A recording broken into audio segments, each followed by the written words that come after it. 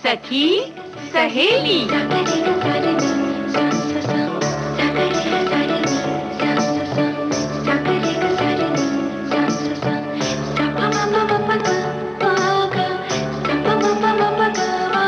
सखी सहेली।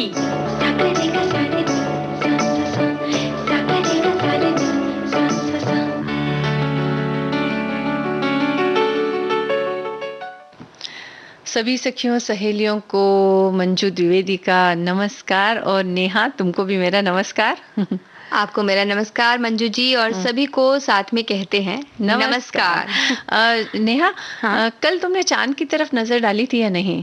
बिल्कुल, चांद को कल कौन ऐसा हो सकता है जिसने ना देखा हो। हाँ, सही बात है। और इन दिनों जो है चांद की यूं कह सकते हैं ना, उसकी जो शीतलता है कुछ ज्यादा तुम्हें अच्छी नहीं लग रही, मोहक लग रही है ना? बिल्कुल मोहक लग रही है, और वो उसके आसपास जो आभा बिखरी होती है, हाँ, उसे देखते ऐसा लगता है कि देखते रहो, बस धीरे धीरे चांद ऊपर चढ़ता जाता है और हम उसे देखते रह जाते हैं। जी बिल्कुल। और वो जो शीतलता है वो इन दिनों कुछ ज्यादा ही हमें प्रभावित कर रही है। ऐसा लगता है कि जब बाहर जाओ तो एक इतनी ठंडक का एहसास होता है जो हमेशा नहीं लगता है। बिल्कुल। लेकिन ऐसा लगता है कि इन दिनों चांद में कुछ ज्यादा कुछ खास हो गया।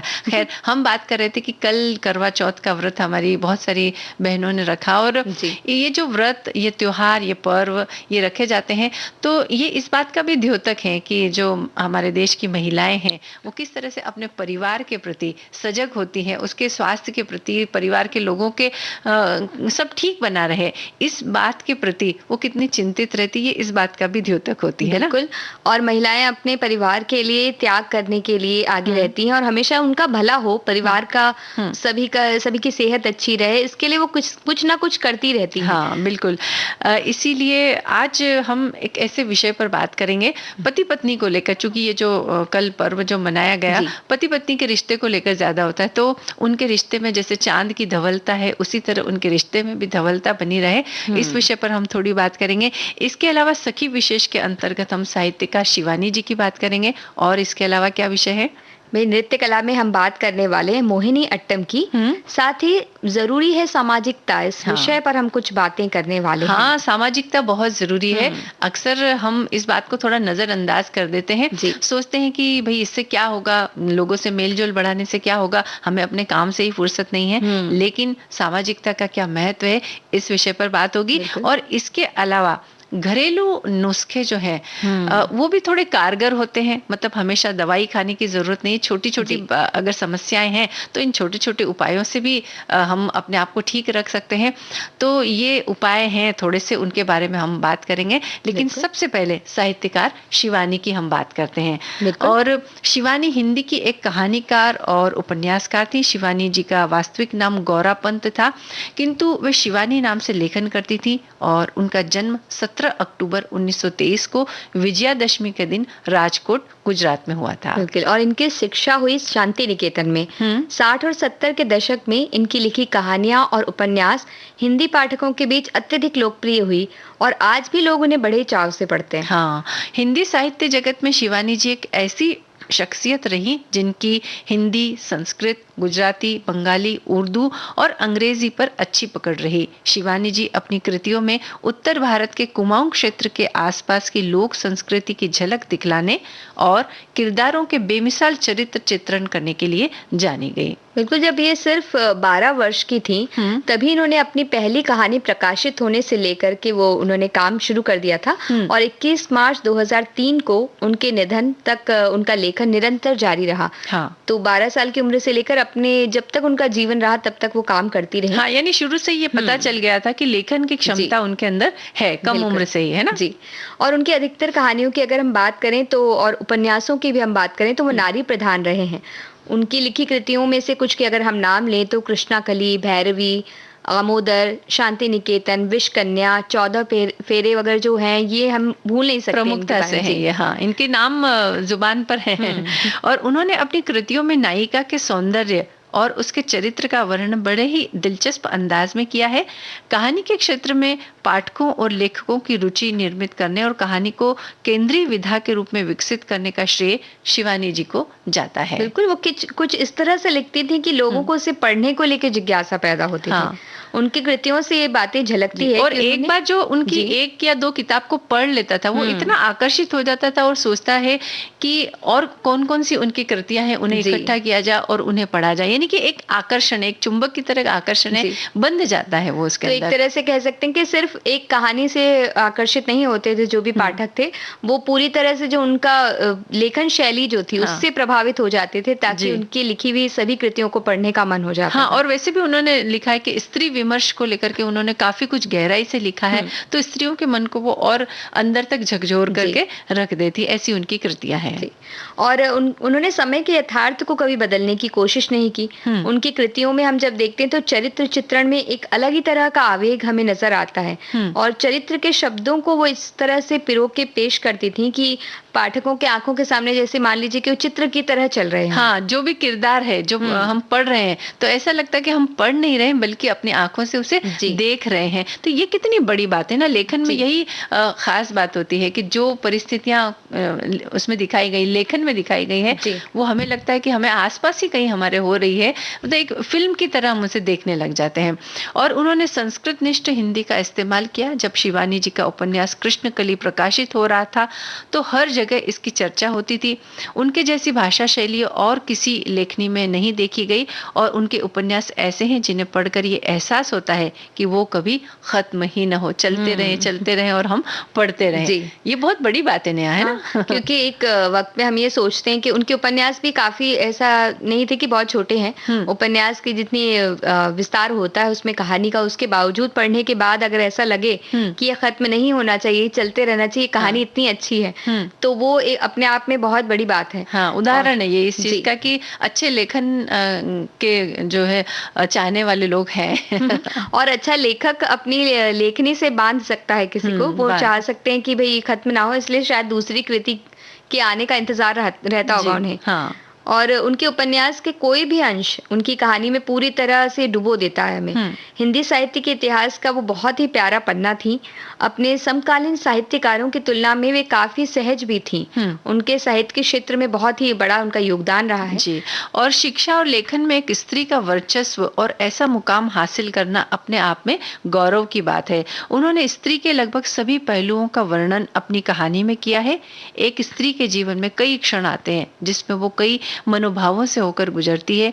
शिवानी जी ने उनके अंतर मन में उठती हर लहर को खूबसूरती से अपने पन्नों पर उकेरा है। जी, और अगर उनकी कुछ रचनाओं की हम बात करें तो उपन्यास के जो नाम हमें अच्छी तरह से याद आते हैं, कृष्णकली, कालिंदी, अतिथि, पूतों वाली, शमशान चंपा, मायापुरी, कैंजा, गेंदा, भैरवी, स्वयं सिद्धा, विषकन्या, रतिविलाप, आकाश, चरैवेती और यात्रिक, ये जो उनके उपन्यास संग्रह है, उपन्यास हैं, वो हमें याद रहते हैं उनके नाम। और कहानी संग्रह की बात करें तो झरोखा, मृंडमाला की हंसी, संस्मरण, अमादोर, शांति निकेतन, स्मृति कलश, वातायन, जालक, मेरा बेटा, पुष्पहार और विषकन्या, ये उनके कहानी संग्रह है।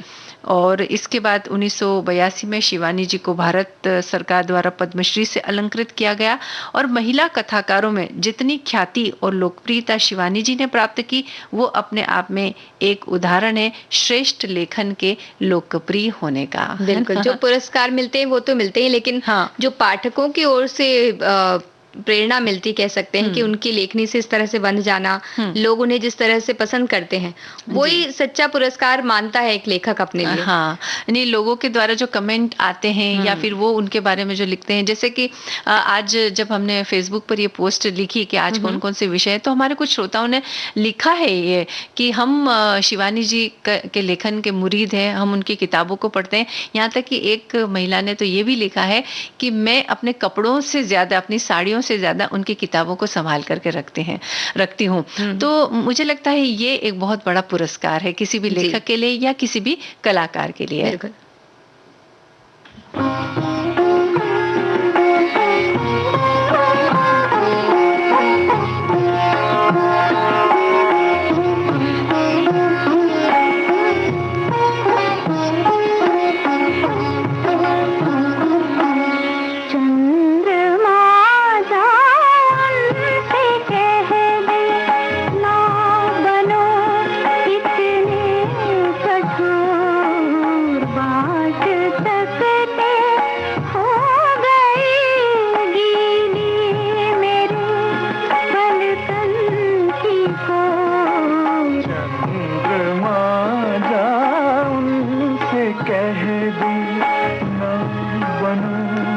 कितने कठोर, बाट तकते हो गई गीली मेरे पलकन की कोर। चंद्रमा जा उनसे कह दे,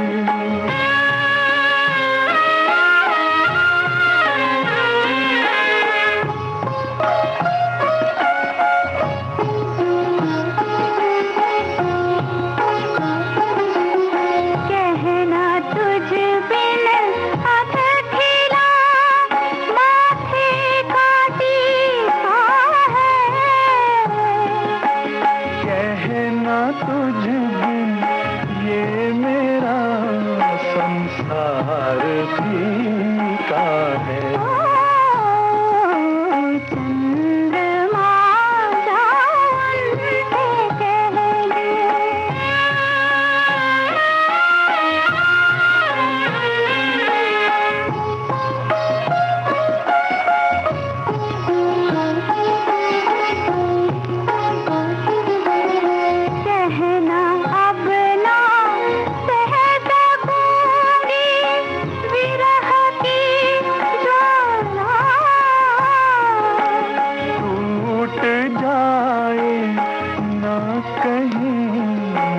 सांस की माला।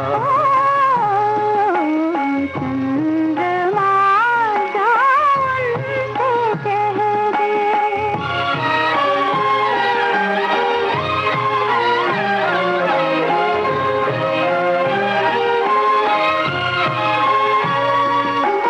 ये बसंती रात काटे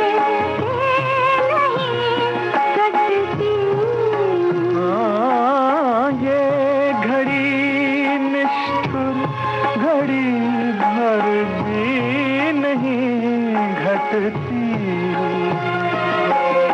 उन चरण की राह में नैन भटके हैं, उनके दर्शन के लिए ये प्राण अटके हैं।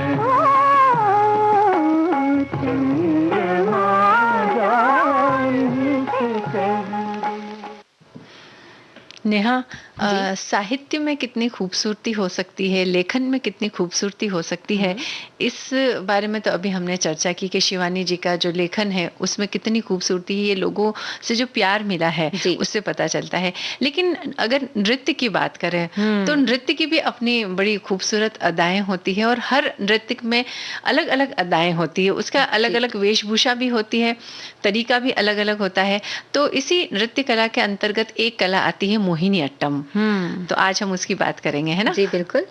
और आप जो बोल रही हैं तो नृत्य की जब बात करते हैं तो वाकई उसमें जो भाव भंगिमाएं होती हैं उसके जरिए जिस तरह से एक नर्तक हमारे सामने भाव पेश करता है वो अपने आप में बहुत ही खास होता है। हाँ, और नृत्य कला मानवीय अभिव्यक्तियों का एक रसमय प्रदर्शन है जिसका जन्म मानव जीवन के साथ हुआ है। बालक जन्म लेते ही रोकर अपने हाथ पैर मारकर भावाभिव्यक्ति करता है कि वो भूखा है और इन्हीं आंगिक क्रियाओं से नृत्य की उत्पत्ति हुई है। कितनी अच्छी बात है ये। हाँ जी, देखा है ना हमने कि बच्चा जब रोता है तो किस तरह से ना हाथ पैरों को इस तरह से जोर जोर से हिलाता है और ये बताता है वो कि भूखा है, मुझे भोजन की जरूरत है। यानी उसने वो भले ही बोल नहीं सकता, अपने विचारों को व्यक्त नहीं कर सकता, लेकिन अपनी भाव भंगिमाओं से वो बताता है कि उसे कुछ तकलीफ है या आपकी मदद की उसे आवश्यकता है, और यहीं से नृत्य का जन्म हुआ। बिल्कुल।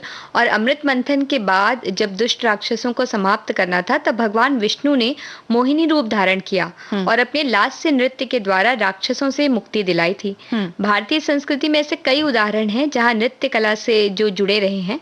यानी नृत्य कला की बात अगर की जाए तो काफी वो प्राचीन है। और उस समय से है जब हम भगवान विष्णु ने मोहिनी का रूप धारण किया था। और यहाँ जो एक शब्द आया है लास्य नृत्य, तो लास्य के बारे में भी हम थोड़ा अपनी सखियों को बता दें कि क्या होता है ये लास्य नृत्य। जी, जो लास्य नृत्य है उसका अर्थ होता है जिस नृत्य में भाव भंगिमाओं के साथ कोमल अंगों के द्वारा श्रृंगार रस मुख्यतः उसके बारे में उसको अभिव्यक्त किया जाए, तो इसे लास्य नृत्य कहते हैं। खासकर कहा जाता है कि जब स्त्रियों का जो नृत्य होता है कोमलता से, तो उसे लास्य नृत्य कहा जाता है। तो इस तरह से उन्होंने नृत्य किया था और उस समय जो राक्षस थे उनको खत्म किया था। और ऐसी एक नृत्य कला है मोहिनी अट्टम, और ये भारत के केरल राज्य के 2 शास्त्रीय नृत्यों में से एक है जो काफी लोकप्रिय है। तो एक तो ये मोहिनी अट्टम ये कला प्रसिद्ध है, और दूसरी जो नृत्य कला है वो है कथकली। तो मोहिनी का अर्थ होता है दिव्य, जादूगरनी या मन को मोहने वाले, और अट्टम यानी कि नृत्य। तो ऐसे मन को मोहने वाले नृत्य करने वाली जो थी वो मोहिनी अट्टम उसका अर्थ हुआ। और एक कलाकार की जो अभिव्यक्ति होती है वो मोहिनी अट्टम नृत्य की शैली के द्वारा प्रस्तुत होती है, जो कि लास्य की उनकी शैली है जिसके बारे में हमने बताया। और इसे कसिका वृत्ति में प्रस्तुत किया जाता है। तो वृत्ति जो होती है उसका मतलब व्यवहार जैसा होता है, और कसिका या इसे कैशिक भी कहा जाता है वृत्ति। तो इसका अर्थ है कि स्त्रियों के जैसे वही कोमल अंगों के द्वारा या कोमलता से जो भाव होते हैं, कोमल भाव होते हैं, उन्हें जो प्रस्तुत करते हैं, तो उस शैली में उस वृत्ति के द्वारा यानी उन व्यवहारों से जब नृत्य किया जाता है तो उसे कैसिक वृत्ति कहा जाता है। जी, तो ये अनिवार्यतः एकल नृत्य है, लेकिन वर्तमान समय में इसे समूहों में भी किया जाता है। इसमें संगीत और गायन का भी योगदान रहता है। हाँ, मैंने कुल मिलाकर सब मिल करके ये मोहिनी अट्टम नृत्य बनता है। और मोहिनी अट्टम में आमतौर पर इस्तेमाल होने वाले संगीत उपकरण में मृदंगम या मधालम, इदक्का, बांसुरी, वीणा और किझीतलम ये शामिल है। और रागों को सोपाना शैली में गाया जाता है जो धीमी गति से मधुर शैली में गाया जाता है।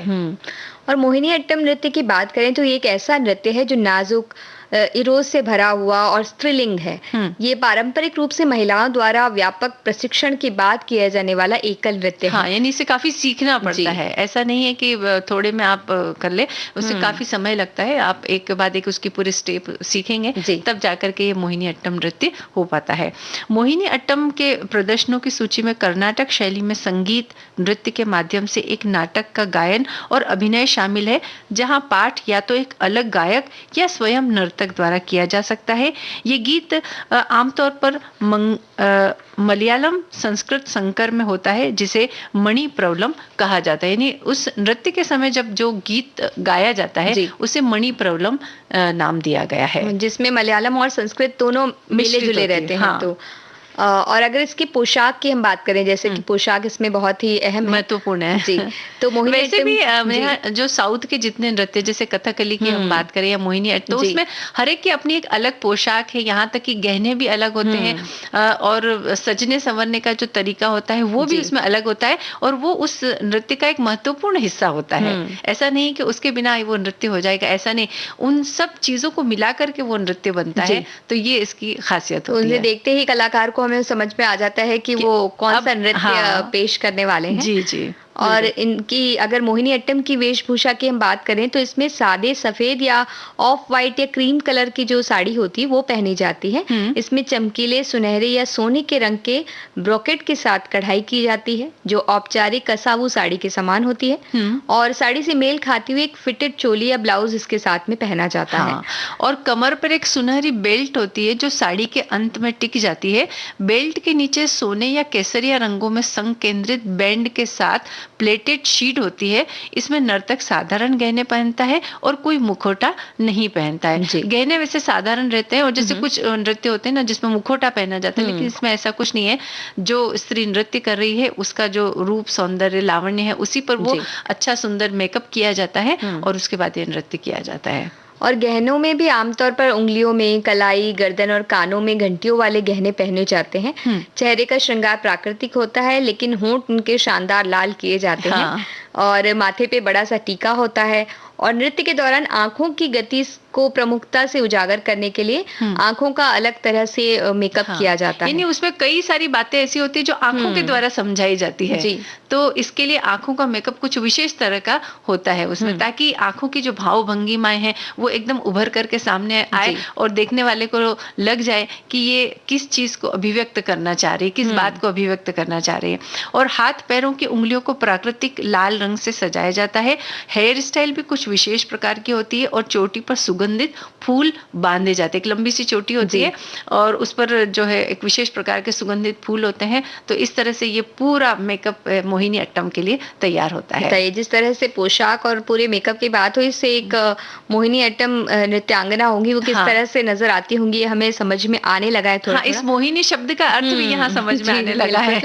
16 श्रृंगार एक तरह से कह सकते हैं पूरा कर लिया है और इस तरह से तैयार अगर हो और वो जो घंटियों वाले गहनों की बात हुई तो जब एक विशेष प्रकार से अंगों का संचालन जब होता है तो वो घंटियां भी छुन छुन बजती है उसमें, तो उसका भी एक महत्व। तो एक तरह से वो शरीर के जो अंग हैं वो ताल के साथ किस तरह से मेल करते हैं, वो उन घंटियों के जरिए अच्छी तरह से और समझ में आता होगा। हाँ, बिल्कुल। और एक नृत्य में नृत्य अभिनय का विस्तार हाथ और चेहरे के इशारे के माध्यम से शब्दों की मौन अभिव्यक्ति और संगीत के नोट्स पर शरीर की गति को शामिल करने के लिए होता है। यानी कि जिस तरह से हम जो भी नृत्य के लिए गीत आ रहे हैं या ताल जो हो रहा है उसको किस तरह से अंगों के माध्यम से हम उनके साथ एक सामंजस्य मिल जाता है या कहे एक ही हो जाता है, तो वो एक नृत्य की खूबी कहते हैं हो सकती है। नर्तक एक किंवदंती या आध्यात्मिक संदेश को व्यक्त करता है जिसका उद्देश्य दर्शकों की भावनाओं और दिमाग को शामिल करना होता है। यानी कोई ना कोई जब नृत्य होता है तो कोई ना कोई एक बात होती है जो आगे बढ़ती है नृत्य के माध्यम से। और मोहिनी अट्टम की मूल मुद्रा पैरों का जुदा होना, घुटने बाहर की ओर मुड़ना, शरीर को 8 के आकार में झुकाना, ये सबसे महत्वपूर्ण बात है कि शरीर को 8 के आकार में गोलाई में बना देना ये हर किसी के बस की बात नहीं होती है, लेकिन ये मोहिनी अट्टम जो नृत्य करते हैं उनमें ये बात होती है।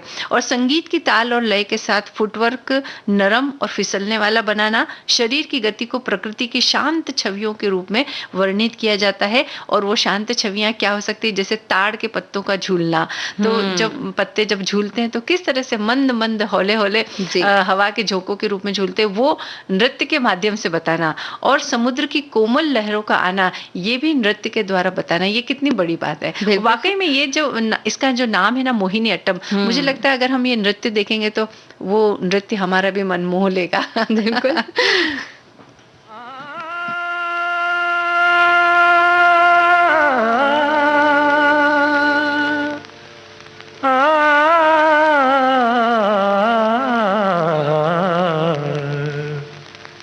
कैसे समझाऊं बड़ी ना समझ हो, हमसे न जीतोगी तुम, रहने दो ये बाजी, कैसे समझाऊं। कैसे समझाऊं बड़े ना समझ हो, आए गए तुम जैसे सैकड़ों नाड़ी, कैसे समझाऊं बड़े ना समझ हो, कैसे समझाऊं।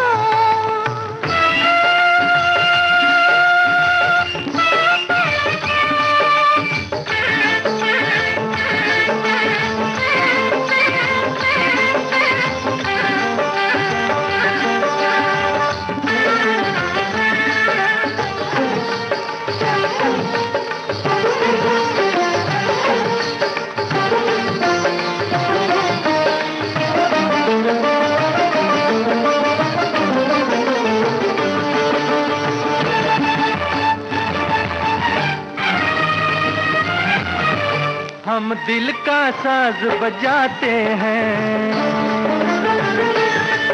दुनिया के होश उड़ाते हैं। हम दिल का साज बजाते हैं, दुनिया के होश उड़ाते हैं। हम 7 सुरों के सागर हैं, हर महफिल में लहराते हैं, हर महफिल में लहराते हैं। कैसे समझाऊं बड़ी ना समझ हो, कैसे समझाऊं।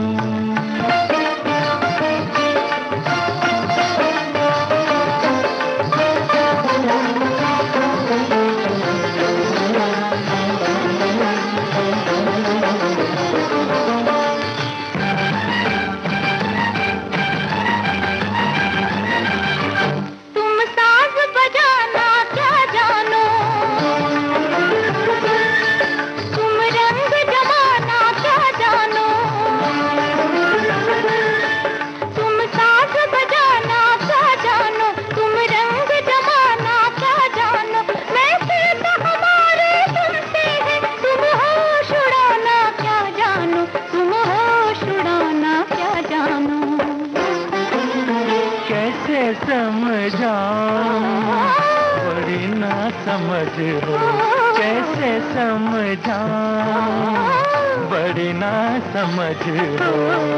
आए गए तुम जैसे सैकड़ों नारी, कैसे समझाऊं, बड़ी ना समझ हो कैसे समझाऊं, बड़े ना समझ हो कैसे समझाऊं। गीत हमने सुन लिया नेहा, और इसमें भी नृत्य वगैरह काफी अच्छा है।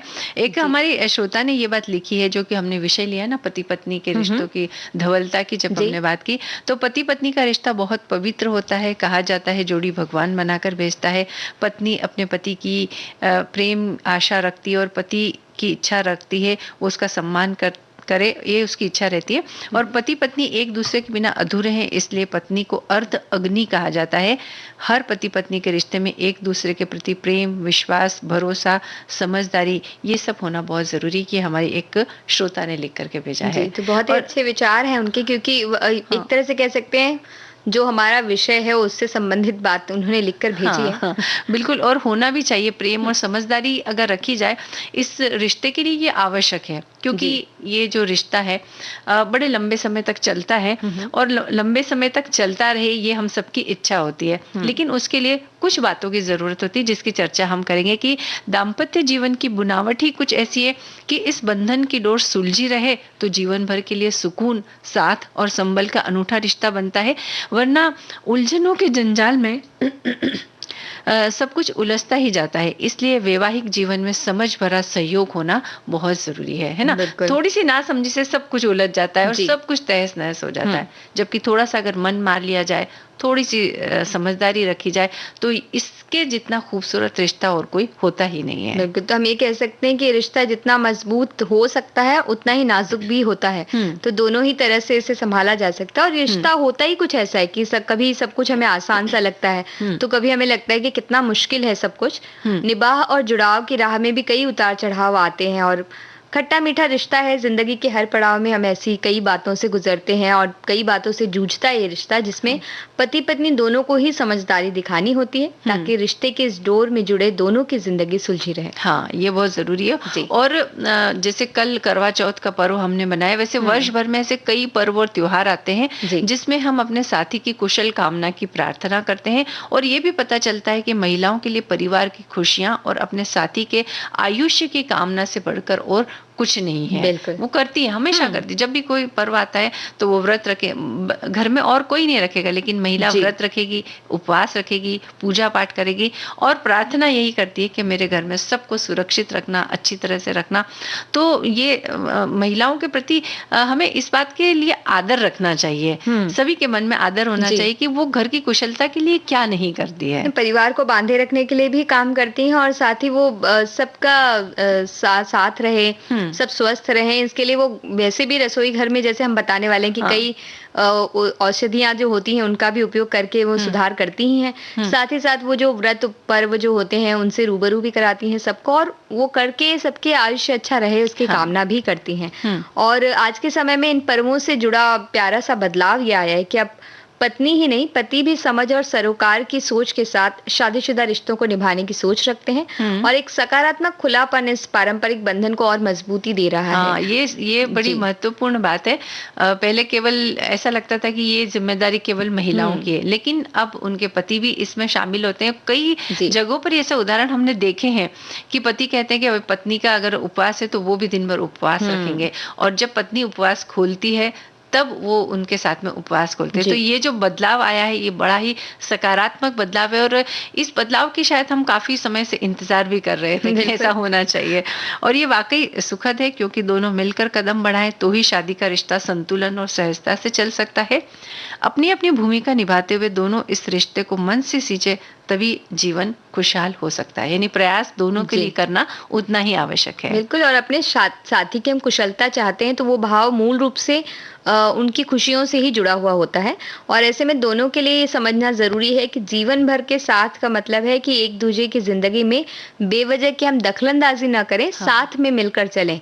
तो ऐसा नहीं कि एक कि ज्यादा उसमें आधिपत्य जमाए वो, और दूसरा दबकर, ऐसा नहीं। नेहा होता ऐसा ही है। कई बार हमने देखा है कि ये जो दखलंदाजी है ना, यही इस रिश्ते के टूटने का कारण बनती है। छोटी छोटी बातों में, अगर आप देर से घर आए, क्यों आए, कहाँ चले गए थे, आप झूठ तो नहीं बोल रहे मुझसे, नहीं यहाँ नहीं वहां गए थे, ये चीज मेरे लिए क्यों नहीं लेके आए, अगर ये लेकर के आ गए तो ये तो मुझे पसंद नहीं, फिर आप क्यों लेकर के आ गए। इस तरह की जो छोटी छोटी बातें हैं, ये हमारे जीवन में जहर घोल देती है। इसके लिए इन चीजों से हमें बचना चाहिए।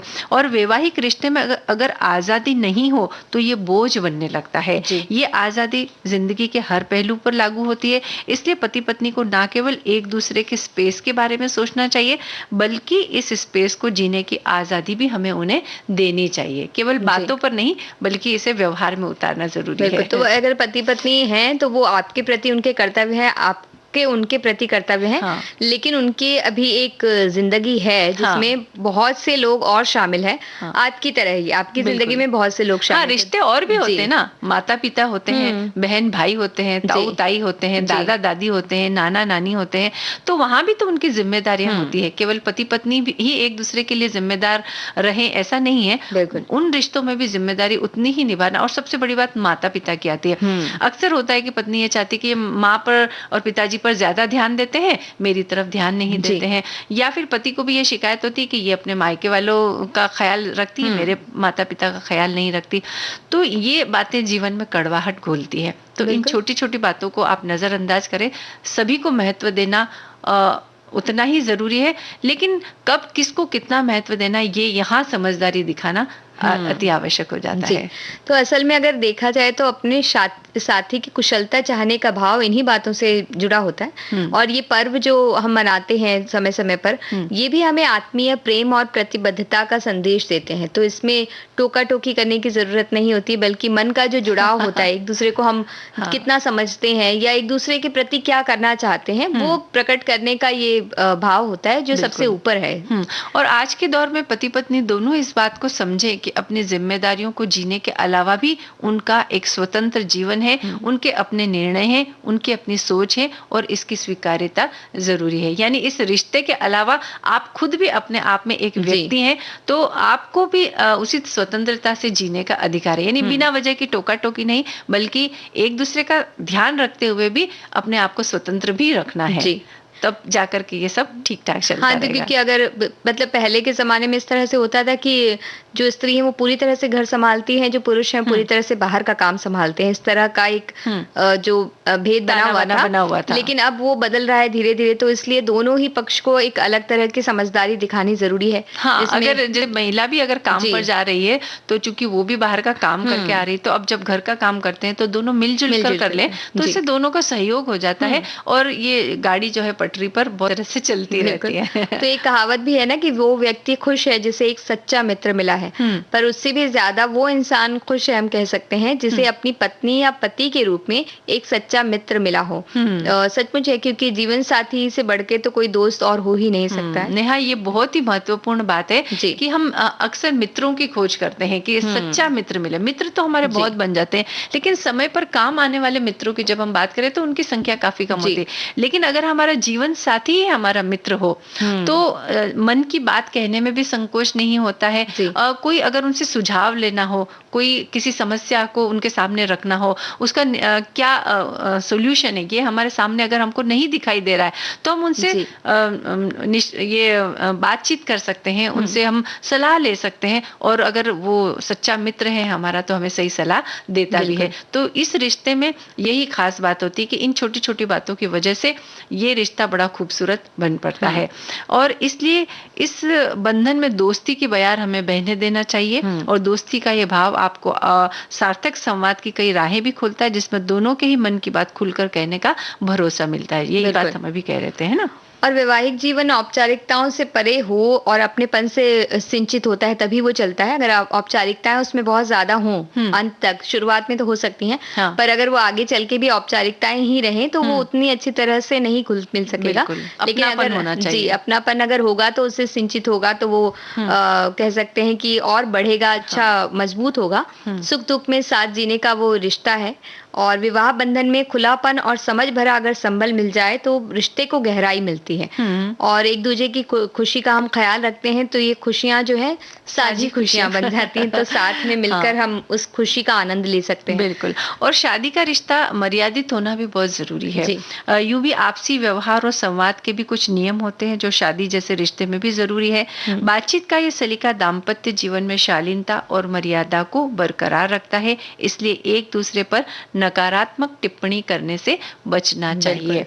कई बार होता है ना, 4 लोगों के बीच में हम अपने जीवन साथी के बारे में कुछ ऐसी बात कह देते कि जो उसे इंसल्ट फील होता है, उसे लगता है कि उसका अपमान हुआ है, और ये जो बातें होती है जीवन भर के लिए हमारे मन पर अंकित हो जाती है, और उसके बाद आप ये सोच भी नहीं सकते कि आपका रिश्ता सुखद होगा। बिल्कुल। और अगर हमें किसी चीज से मान लीजिए कोई नकारात्मक आदत है भी, तो हम, क्योंकि एक सच्चे मित्र की तरह हमें रहना चाहिए, तो हम जब वो और हम ही हैं तो उस वक्त हम उन्हें बता दें मूल चीजों के बारे में, तो वो अपने अंदर बदलाव करें, और हमारे बारे में जो वो हमें बताएं तो उसमें हम बदलाव करें। जरूरी नहीं कि हम किसी तीसरे व्यक्ति के सामने उस बात का जिक्र करें और मजाक।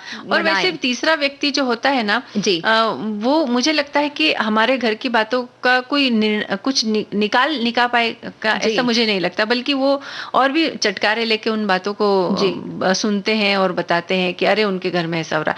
इसकी बजाय इन चीजों का निर्णय आप खुद घर में बैठ करके बातचीत से करें तो ज्यादा बेहतर होगा। और समय के साथ बदलाव स्वीकार करने की अगर हमारे अंदर सोच है तो एक अच्छी शादी से बढ़कर सुंदर, प्यारा और अनुकूल रिश्ता कोई भी नहीं हो सकता। समय के साथ तो रिश्तों का ताना बाना बदलता ही है, लेकिन समय के साथ पॉजिटिव बदलाव को अगर हम स्वीकार करते हैं तो ये जो हमारा जुड़ाव है इसको हम और मजबूत बना सकते हैं और अच्छा बना सकते हैं। और साथ जिंदगी बिता रहे 2 दिलों में समझ और सम्मान का भाव शामिल हो तो जिंदगी बेहद खूबसूरत हो जाती है। इसलिए शादी के रिश्ते में हर जद्दोजहद से जूझते हुए भी प्रेम को हमें बरकरार रखना है। ये जो पर्व, ये त्योहार आते हैं, ये तो हम मनाएं, लेकिन साथ ही साथ ये जो जिन मुद्दों पर हमने अभी बातचीत की है, ये भी जरा समझदारी वाली बातें हैं, इनकी तरफ भी आप ध्यान दीजिए, तब जाकर के आपका ये रिश्ता है ये और मजबूत भी होगा और अच्छी तरह से चलेगा भी। जी।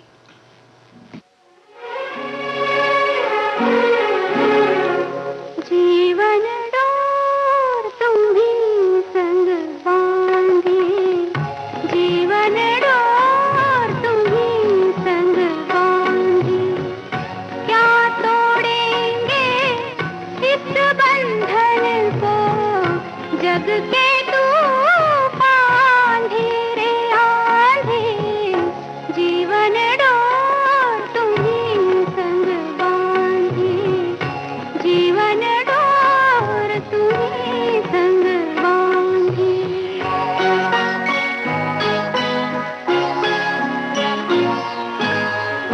हो न सके कभी हम तुम यारे, हो न सके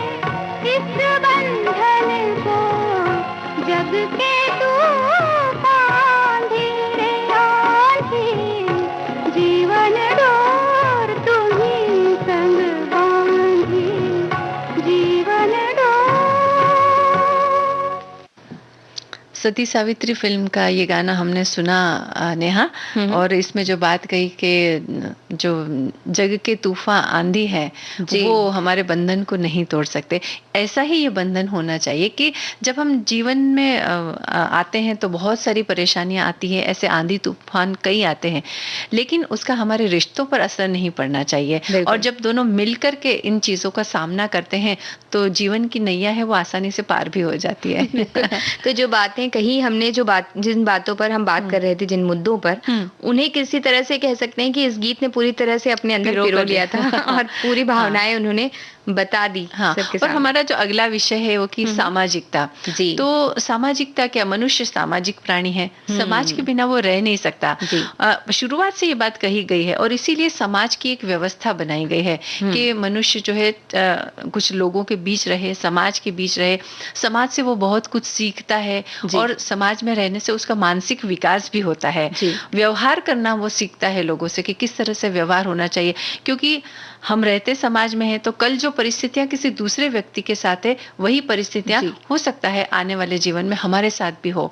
तो अगर हमारा व्यवहार उन परिस्थितियों पर दूसरों लोगों के प्रति अगर ठीक रहा तब हमारे साथ भी सब कुछ ठीक होगा। तो ये सामाजिकता की जो व्यवस्था बनाई गई है वो इसीलिए बनाई गई है, इससे हमें दूर नहीं भागना चाहिए। बिल्कुल, एक व्यक्ति का व्यक्तित्व निर्धारित करता है समाज, क्योंकि अगर जब हम देखते हैं दूसरे व्यक्ति किस तरह से व्यवहार कर रहे हैं किसी खास परिस्थिति में, तो भी हमें एक भाव हमारे मन में जागृत होता है। जरूरी नहीं कि सभी अच्छी तरह से व्यवहार करें, कुछ बुरी तरह से व्यवहार करें या कुछ ऐसा व्यवहार करें जो नहीं करना चाहिए। तो ये चीजें भी हम जब देखते हैं समाज में तो हमें ये पता होता है कि हमें क्या नहीं करना है या किस तरह से हम कुछ काम करते हैं तो वो अच्छा लगता है, हमारा आचरण सही है, और कौन से आचरण हमें नहीं करने हैं। बिल्कुल। तो और पहले के जमाने में जो जितने भी वार त्योहार पर्व जो बनाए गए वो इसीलिए बनाए गए हैं कि इन पर्वों की वजह से, इन त्योहारों की वजह से मेल मिलाप बना रहे, लोगों के बीच सामाजिकता बनी रहे। लेकिन आजकल क्या हो गया कि लोग चाहे पर्व हो, त्योहार हो या कोई खुशी का मौका हो या गम का मौका हो, वो मिलने से बचते हैं, सामाजिकता से बचते हैं। और अगर कहीं जाना भी पड़े, आपके किसी रिश्तेदार के यहाँ अगर कोई खास मौका है आपको जाना भी पड़े, तो पहली बार मुंह से यही शब्द निकलता है, अरे जाना तो पड़ेगा वरना लोग क्या कहेंगे। यानी अगर आप जाते भी हैं, मिलते भी हैं, उनकी सहायता भी करते हैं तो इस डर से कि लोग क्या कहेंगे, जबकि ये लोग क्या कहेंगे वाला भाव हमारे मन में नहीं आना चाहिए, बल्कि हमें ये सोचना चाहिए कि वो हमारे नजदीकी रिश्तेदार है, उन्हें हमारी आवश्यकता है, हमारे पड़ोसी हैं उन्हें हमारी आवश्यकता है, या फिर कोई खास मौका है जो मिलजुल कर मनाया जाने वाला मौका है, तो वहां भी हमें जाना आवश्यक हो जाता है। बिल्कुल, खुले मन से हम अगर कहीं जाते हैं तो कहीं जब पहुंचते, किसी मदद के लिए भी पहुंचते हैं तो हमारे मन में भी एक अच्छी भावना रहती है, तो वो मदद भी एक तरह से कह सकते हैं कि काम आती है। और या हम किसी पर्व में शामिल होने अगर जा रहे हैं, पहले ही हम मन मार के अगर जाते हैं तो बाकी जितनी खुशियां हैं ना वो उतनी खुशियां हम ले नहीं पाते अपने अंदर। हमें लगता है कि हमारा समय जा रहा है, हमें ये कर लेना था, हम वो कर सकते थे, लेकिन उस जो पल रहता है सामने है जो, उसे हम जीते नहीं, इतने लोगों के साथ मिलकर भी खुश नहीं रहते। फिर क्योंकि हम दिल से नहीं आए हैं बल्कि एक औपचारिकता निभाने के लिए आए हैं, तो ऐसा नहीं होना चाहिए।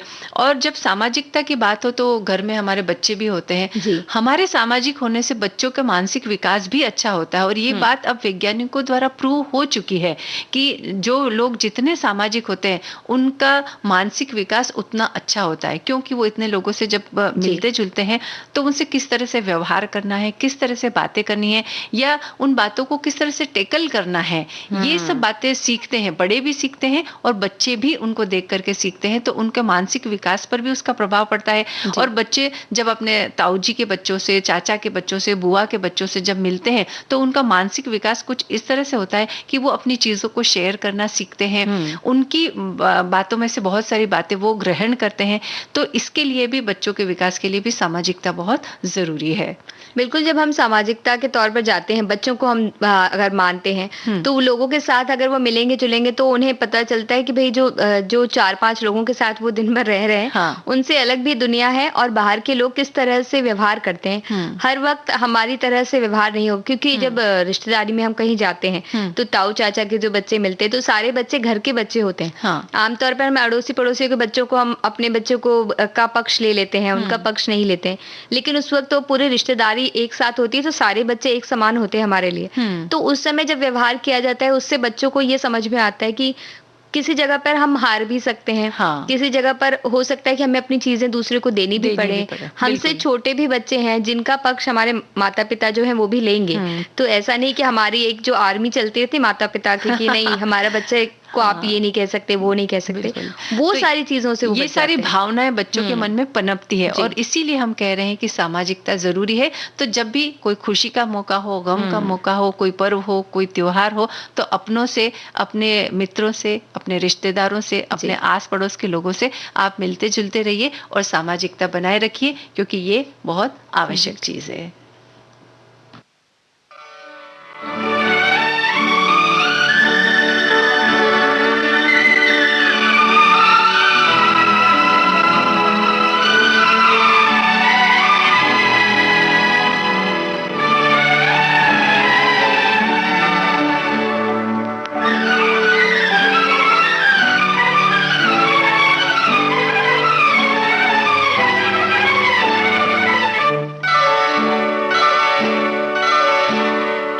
जीवन की डोर से बांध लिया है तेरे जुल्मों सितम सर आंखों पर।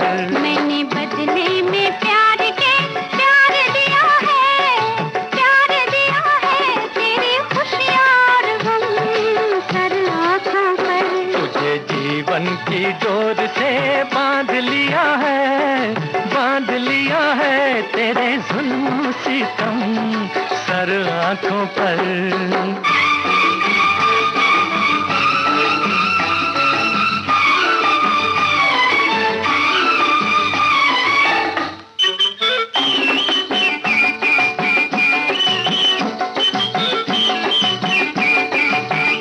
अप्सरा कोई आए तो देखूं नहीं, कोई बहकाए हंस के तो बहकूं नहीं।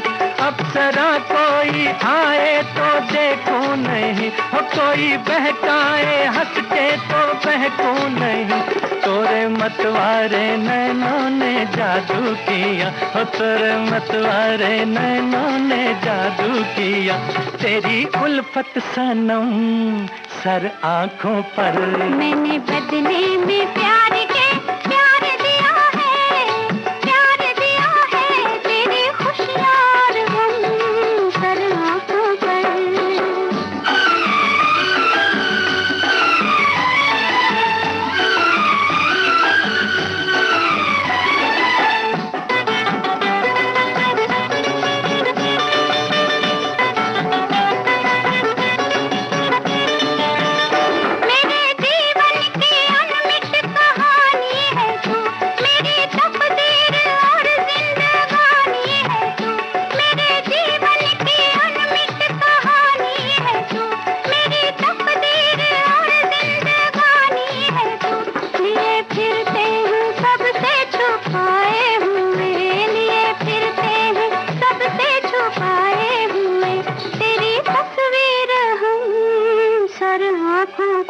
तुझे जीवन की डोर से बांध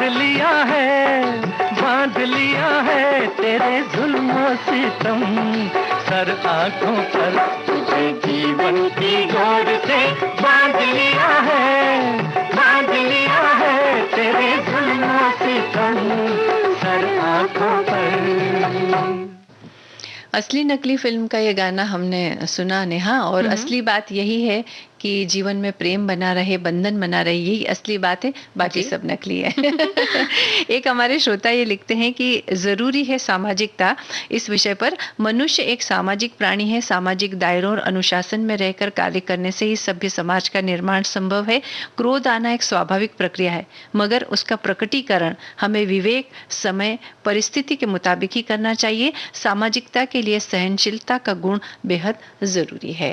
और ये गुण भी हम सीखते देखते हैं जब हम बच्चों को लेकर सामाजिक तौर पर मिलते जुलते हैं लोगों से, हाँ। तो उन्हें समझ में आता है कि जब गुस्सा आया तो सामने वाले ने किस तरह से अपनी बात नहीं कही। वो बच्चे देख देख के ही सीखते, कहते हैं ना, आसपास के लोगों से। और अब बात करते हैं हम कुछ घरेलू नुस्खों की। क्या होता है ना कि छोटी सी कोई तकलीफ होती है और हम दवाइयों की तरफ भागते हैं और सोचते हैं कि बस एक गोली ले ली और आराम हो गया। लेकिन जब हम लंबे समय तक दवाइयों का उपयोग करते हैं तो उसका हमारे शरीर पर नकारात्मक प्रभाव भी पड़ता है। इसलिए जब छोटी छोटी तकलीफ हो तो इसके लिए घरेलू नुस्खे भी हम अपना सकते हैं। और अगर हम दादी नानी के नुस्खों की बात करें तो उसका खजाना है हमारे घर में। और कहते हैं कि रसोई घर जो है वो पूरा एक दवाखाने के जैसे ही होता है। ये भी कहा जाता है कि भोजन को औषधि के रूप में उपयोग कर सकते हैं, यानी भोजन को ही औषधि बनाया जा सकता है। लेकिन कुछ गंभीर बीमारियों पर ये बात लागू नहीं होती है। यानी जब तकलीफ बढ़ जाए तो हम ऐसा नहीं कह रहे हैं आपको कि तब भी आपको कुछ घरेलू नुस्खे ही अपनाना चाहिए। लेकिन जब छोटी छोटी तकलीफें हो, जैसे कि सर्दी जुकाम हो गया, आपको पेट में थोड़ी सी गैस हो गई, हल्का सा दर्द हो रहा है पेट में, थोड़ी थकान आ रही है आपको, या गले में कोई खराश हो, इस तरह की जो छोटी छोटी बातें होती है, तो उसके लिए आप दवाइयां न लेकर के छोटे छोटे उपाय घर में जो मौजूद हैं वो कर सकते हैं। क्या कर सकते हैं बताओ, एक आध उपाय जो तुम करती हो नेहा वो बताओ। देखिए, सबसे ज़्यादा परेशानी हो जाती है जब इन दिनों एसिडिटी की जो शिकायत होती है वो सबसे ज़्यादा लोगों को हो जाती है, क्योंकि खाना पीना ऐसा तला भुना होता है या बड़े अंतराल लेते हैं। तो अगर एसिडिटी की कोई शिकायत आपको होती है, हल्की सी जब जलन सी आपको समझ में आती है, तो आप थोड़ी सी अजवाइन लेकर उसे या चबा सकें तो थोड़ी चबा करके हल्के गुनगुने पानी को उसके साथ पी लें, तो उससे थोड़ी ही देर में अपने आप ही आपको आराम मिल जाएगा। हाँ, और जब गैस बन जाती है पेट के अंदर तो भी उसमें थोड़ा सा सेंधा नमक और थोड़ी सी हल्दी मिला करके हल्के गुनगुने पानी के साथ ले लिया जाता है। कई बार छोटे बच्चों को भी पेट में गैस हो जाती है तो हम क्या करते हैं, हींग जो होती है ना, हींग का पानी बना करके उनकी नाभि के आसपास लगा देते हैं, तो उससे उनकी जो गैस आराम से निकल जाती है। बड़ों के साथ में भी ये बात हो सकती है। जब आपको सर्दी हो जाए तो अब सर्दी होती ही ढेर सारी दवाइयां खाने के बजाय आप थोड़ा सा स्टीम ले लीजिए, भाप ले लीजिए। एक तपेले में पानी गर्म कीजिए और उसकी जो भाप रहती है उसको आप अपने नाक के अंदर इनहेल कीजिए, उससे बंद नाक खुल जाती है। गले में भी कई बार खराश आ जाती है तो गर्म पानी में थोड़ा सा नमक डालिए और नमक के गरारे कर लीजिए, उससे काफी आराम आ जाता है। बलगम बहुत बन जाता है, उससे भी हम परेशान होते हैं, तो जो ये इन उपायों से भी वो बलगम पिघल करके बाहर आ जाता है। लेकिन ज्यादा हो खांसी वगैरह तो जो पीपली होती है, एक आयुर्वेद में भी जिसका उपयोग होता है उसे छोटी पीपली कहते हैं, उसको पीस करके शहद के साथ चटाया जाता है तो उससे भी बलगम आराम से निकल जाता है। तो ये भी कुछ छोटे छोटे उपाय हैं जिनको अपनाया जा सकता है। और काढ़ा भी पी सकते हैं हम। तुलसी का काढ़ा बना सकते हैं अदरक वगैरह के साथ मिलाकर, तो उससे भी बड़ा आराम मिलता ही है और बड़ा अच्छा भी लगता है उस वक्त जब हम पीते हैं। हाँ, और तुलसी वैसे भी औषधि गुणों से भरपूर होती है, तो रोज अगर आप चाय पीते हैं तो चाय में भी अगर थोड़ी सी तुलसी डाल दें तो वैसे ही आपको सर्दी जुकाम वगैरह कम होगा या फिर नहीं होगा। और इन चीजों से हमारी इम्यूनिटी भी अच्छी बनी रहती है। जो घरेलू ये चीजें जैसे लहसुन का उपयोग करने से, अदरक का उपयोग करने से, तुलसी और गिलोय जो होती है, एक अच्छी सी बेल है, ये अपने घरों में हम लगा सकते हैं, उसका काढ़ा पीने से, इससे हमारी इम्यूनिटी भी अच्छी बनी रहती है। तो अगर इम्यूनिटी अच्छी होगी तो बीमारियों का प्रभाव वैसे ही कम होगा। तो इन चीजों का उपयोग हम कर सकते हैं, है ना। और अभी जो ठंड आ रही है, अभी तो सबसे ज्यादा होंठ फटने लगते हैं हमारे। तो उसके लिए कहते हैं कि रात में अगर नाभि पर आप सरसों का तेल लगाकर सो जाएं तो आपके होंठ ही नहीं फटेंगे कभी भी। नारियल का तेल भी लगा सकते हैं या फिर सरसों का तेल भी लगा सकते हैं। तो इस तरह के और भी आप अगर घर में ही देखेंगे, अपनी बड़ी बुजुर्ग जो महिलाएं हैं, दादी हैं या नानी है, उनसे आप थोड़ा सा पूछिएगा कि ये मुझे तकलीफ हो रही है, मैं क्या कर सकता हूँ या क्या कर सकती हूँ। तो हमारी दादी नानी हमें बहुत सारे ऐसे नुस्खे बता देंगे कि इनका किस तरह से उपयोग करना है और किस तरह से हम इनसे इस्तेमाल करके थोड़ा सा आराम पा सकते हैं। तो छोटी छोटी बातों में दवाइयाँ ना खाएं, बल्कि इन नुस्खों का उपयोग करें, क्योंकि दवाइयाँ ज्यादा खाना सेहत के लिए नुकसानदायक साबित हो सकता है।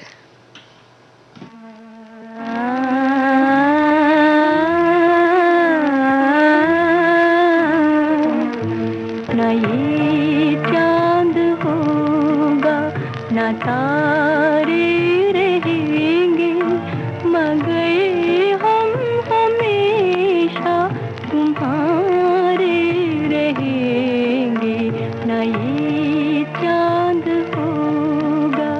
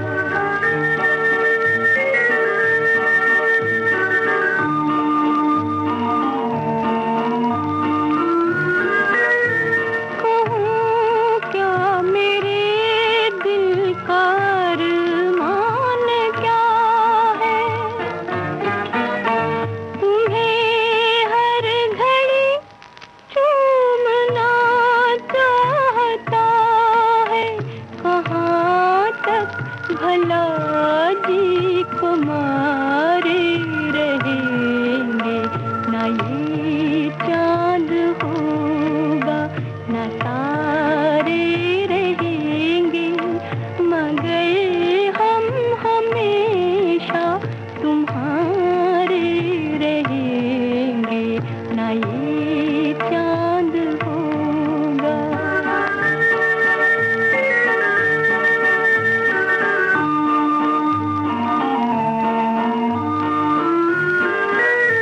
सहारा मिले जो तुम्हारी हंसी का, भुला देंगे हम सारा हम जिंदगी को, तुम्हारे लिए है तुम्हारे रहेंगे, ना ये चांद होगा ना तारे रहेंगे, मगर हम हमेशा तुम्हारे रहेंगे, ना ये चांद होगा। और ये जो घरेलू नुस्खे हैं ना, ये भी हमेशा हमारे साथ रहेंगे चाहे जो हो जाए। हमारी एक श्रोता ने लिखा है कि गुड़ के बारे में उन्होंने लिखा है कि गुड़ भी एक औषधि की तरह होता है, खाने के बाद या खाने के साथ आप उसे थोड़ा सा गुड़ खा ले तो उससे भी पाचन अच्छा होता है और आयरन की पूर्ति भी हो जाती है, ये बात उन्होंने लिखी है। और एक और उपाय है जो हमारे श्रोता ने लिख करके भेजा है कि घरेलू नुस्खे के साथ साथ विविध भारती सुनते रहने से भी छोटी छोटी बीमारियां दूर हो जाती है। ये बड़ा ही अच्छा नुस्खा है और इससे दिल और मन को सुकून मिलता है। लेकिन ये बात सही है नेहा कि जैसे मन दुखी है, हमारे मन का कोई काम हम कर लें जिसमें हमको सुकून मिलता है, संगीत सुनने से या कोई ऐसा पेंटिंग करने से या कोई ऐसा खेल खेलने से जिससे हमारे मन को बहुत अच्छा लगता है, तो वो भी हमारी छोटी छोटी मन की उद्विग्नताओं को दूर करता है। तो इन घरेलू नुस्खों को भी हम अपना सकते हैं। तो आप अपनाते रहिए, खुश रहिए, स्वस्थ रहिए, मस्त रहिए, यही हमारी शुभकामनाएं हैं। और इन्हीं शुभकामनाओं के साथ आज के कार्यक्रम का समापन करते हैं। अब इजाजत दीजिए आप सभी को मंजू द्विवेदी और नेहा शर्मा का नमस्कार।